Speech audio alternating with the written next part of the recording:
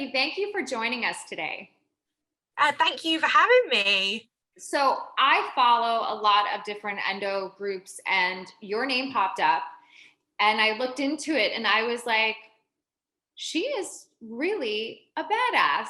Like, not only do you have the disease, endometriosis, but you are utilizing all the information you have to gain more information. And now you are on your way to a PhD in research on the illness.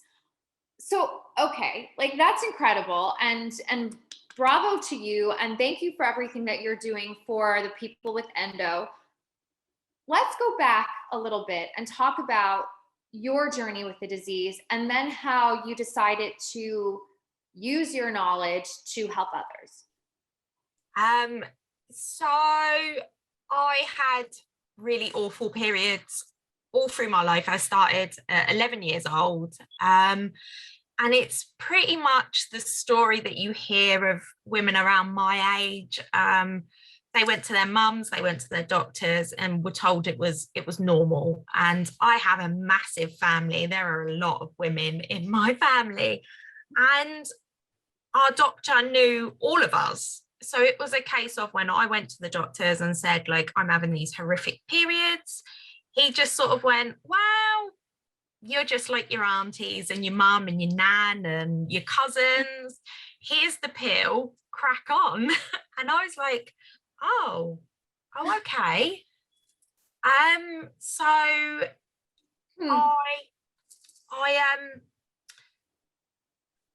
I just carried on continuous birth control, right up until I fell pregnant with my son, really. At 26, I got married and yeah, we had a baby, and I was really lucky. I am so lucky that I fell pregnant without trying. So I am very grateful for that. But after I had him, obviously I came off of all the hormonal contraceptives and stuff, and everything hit me like a million times worse than it was before. Yeah. And I was like, oh, this isn't right. Like, I can't live like this. And up until having my son as well, I was a chef. So I was on my feet like 12 to 16 hours a day, and I couldn't go back to work. Like, there was no way I could do them sorts of hours anymore. The pain was just too much. So I lost my career. Luckily, when I went back to the GP, they understood me. It was a completely different GP. And she was like, okay, so I think you have endometriosis. And I was like, never even heard of that. Like, what even is that? So yeah, I went away and did my own little bits of research, and it wasn't until after I had a diagnosis that I actually found out that there are a few people in my family that have it and hadn't even talked about it. And I was like, this is insane. Like, why are we not talking about this? I want to go back to your GP when you were 11 and be like, hold the phone, because if you're saying my aunties and my mom and my, grandmother and all these women in my family have really bad periods, are you not putting it together that there might be an underlying cause of this? Yeah. But back then, because it was like, right, it was 20 odd years ago, it was like, oh yeah, women just have really bad periods. Oh. Yeah. And it's just something that we've got to deal with.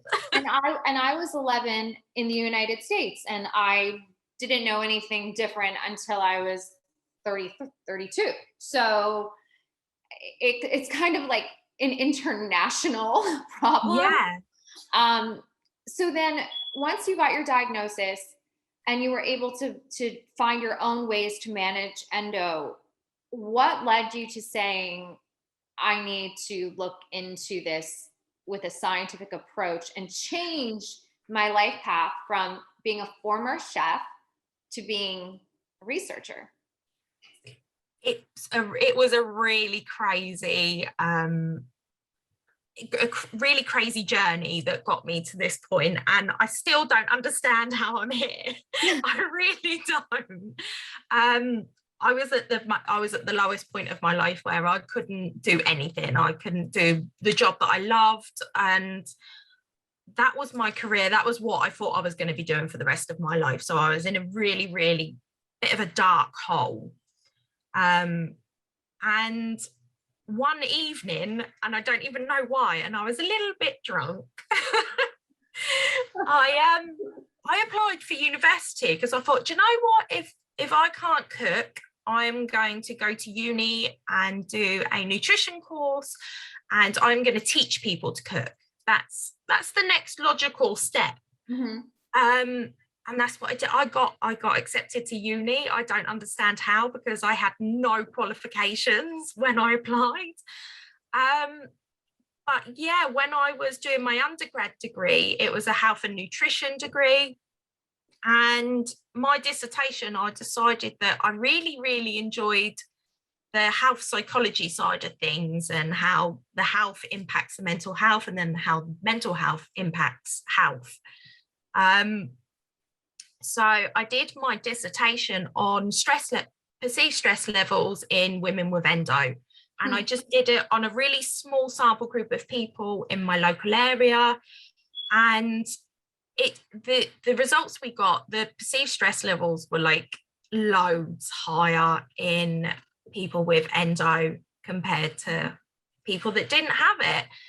And then my supervisor for the dissertation was like, you're really onto something here. You need to come back and do your master's. And I was like, don't be so silly. And he was like, no, you really do. So and we need it's crazy. And he was like, no, we really need to take this dissertation like to the next level. So I did. I was the only person that did the course that we did that year. But yeah, I did my health sciences masters, and we did the dissertation on the same thing, but this time it went global. I had like 1,000 people take part in it. And again, we found that perceived stress levels are so much higher in women with endo compared to healthy people. And then he went, you should come back and do a PhD. And I was like, no, no. But here I am doing a PhD. So before we get into your work with your PhD, with the dissertation, when you had a larger sample group, were you able to correlate what might have been the factor of the higher levels in stress with people that have endo versus people that don't have endo? Is it linked to the chronic pain or the severity of the pain that causes the higher stress levels? We didn't go that in depth with it, or that for them studies. I can tell you that the health related quality of life of women with endo is so much lower compared to how healthy women, that health related quality of life will impact stress levels and like put them through the roof. And it's insane. And then there's this sort of sickness cycle that happens where stress impacts mental health, and then mental health impacts the body, and it just keeps going round and round and round in this everlasting circle. Yeah, it's like a torturous circle of chronic illness. And now with your PhD, what is your focus on? So we are looking again at health related quality of life. But we are wanting it to be inclusive of all people with endo, because there are more than just women that have endo, and these people aren't being researched. They're just, there's so many biases in endo research at the moment. We want to look at all races. We want to look at all people that have the condition, not just women. We want the transgender people, the cisgender people. We want gender fluid people to get involved. We want all races. We want all socioeconomic groups as well, because unless we have all of this data to compare, there's never going to be any changes. So we're looking at health related quality of life, and we are comparing it to all of these different groups and going, look, there is a massive hole here. Like, this is what we need to feel, and this is how we can get around it. Yeah. No, I think Yeah, it's very exciting. Oh, it's exciting research in the sense of, I mean, so many things. One, because people are being represented that weren't represented before. And also because there's this still, even with all of the awareness campaigns, even with all the advocacy out there, that endo is just bad cramps and it's a benign disease. And I keep saying it over and over and over again. I can't tell you how many people I've spoken to who are like, oh, I lost part of my bowels and now I have a bag that I'm going to probably have the rest of my life. And I'm only 27 years old. Or my lungs collapsed multiple times and I needed surgery for that. Or I was having such a bad bowel obstruction that I almost died. Or people that have lost kidneys or have almost gone into renal failure, have lost organs other than ovaries, uteruses, appendix. I mean, you name it, parts of their bladder. And I'm like, at what point is the world going to pay attention to the 1 in 10, this is only in the United States, but the estimated 200 million globally that have even gotten a diagnosis about endo, and how this is not only physical, but their quality of life, their school hours, their work hours. It's not productive for society to have these people walking around sick because we're not at our best. We're unable to be productive in the workplace and in university and in schools. So why not just put the focus on it, give it more research like you're doing, give it more funding, give it more education, so that all of these very able people whose bodies are not being as able as they should be or can be are addressed. So I just really applaud your work. And I do hope that you can come back and tell us what your findings are and what you hope to do with them. Is there any link that people can go to follow what you're doing? Absolutely. I'll send it to you if you want. And yeah, you can. Yeah. Definitely. Yeah. But yes, on the funding. Yes, on the funding. Because like, it's crazy. There was just a research article came out that was fully funded that looked at how men find each different stage of endometriosis patient more attractive than the other. But I can't get funding for my research project. I am like totally self-funding this. Is that the Italian study that got completely decimated? And is that the one you're referencing? I think it might be, yeah. But yeah, I know. It was like, oh, look at the people that have the higher estrogen who have endo are considered more attractive. You're like, does that give me my kidney back? Because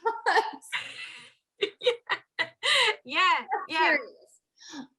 Yeah, I mean, I think it's safe to say that, and I have no problem saying it, that in 2021, we are still so archaic in our thinking when it comes to reproductive health. And obviously this to me is not just reproductive health, it's just overall health, but anything that involves female organs is a taboo and it's put on the back shelf. And I think we can all say from experiences, those that have been in doctors' offices, that somehow we're painted to be crazy or, dramatic, or we have a low, someone told me once that I had a very low pain threshold.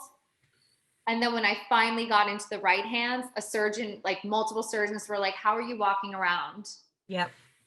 So I think it's really important that we continue to kind of band together as a community, whether it's oceans apart, and just have each other's backs on this and keep using and elevating our voices and using all of the knowledge so that we make some real change while we're all on this planet, so that future generations, and even selfishly for ourselves, and I don't even think that's selfish, because the better we are for other people.